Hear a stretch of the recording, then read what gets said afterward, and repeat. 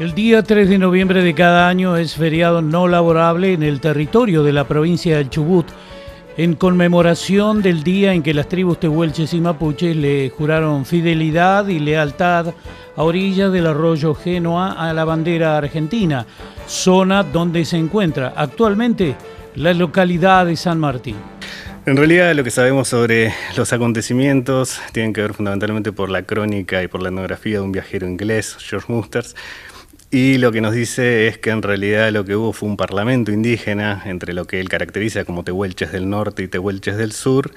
y que en el marco de ese parlamento se enarboló la bandera de Buenos Aires, ni siquiera la bandera argentina. Esto está muy bien para pensarlo en relación a cómo en 1869 el Estado argentino estaba en plena conformación, en plena delimitación y en plenos procesos de negociación y conflicto con parcialidades indígenas del sur del país. De hecho, estas parcialidades que se juntan en ese día del 3 de noviembre lo que hacen es elegir a un líder, a un representante, para parlamentar a su vez con los indígenas del norte o con los indígenas de la gobernación indígena de las Manzanas liderada por Sayhueque. Entonces eligen a Casimiro Bihuá como líder para ir a ese parlamento, y en ese contexto es que enarbolan la bandera de Buenos Aires y por eso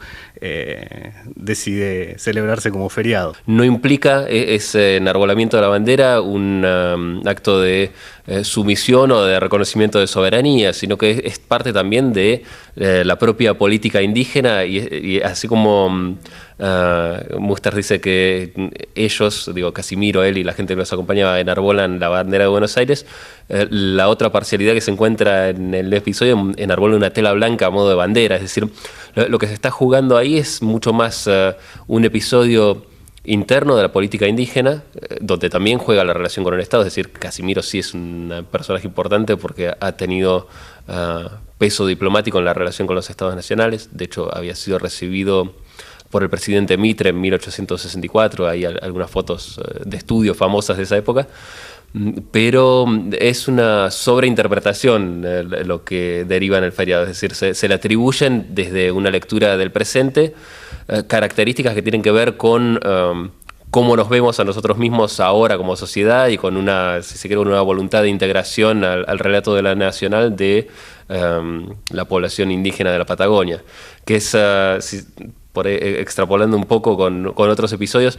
las lecturas históricas, y que derivan también en un feriado del 30 de abril,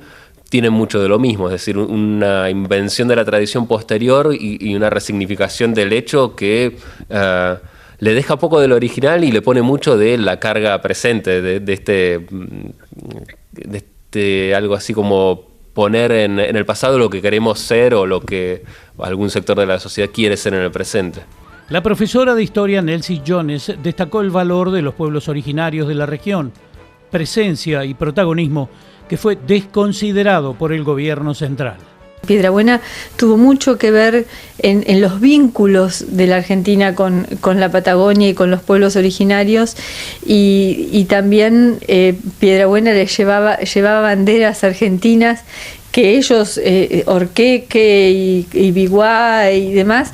usaban y enarbolaban proclamando esa argentinidad mucho antes que el mismo Estado la proclamara, ¿no? Eso es lo que además es interesante, y cómo de a poco esa misma historia pocos años después borra ese protagonismo, y cómo nos está costando recuperar la palabra y el lugar de las poblaciones originarias, rescatar ese valor protagónico.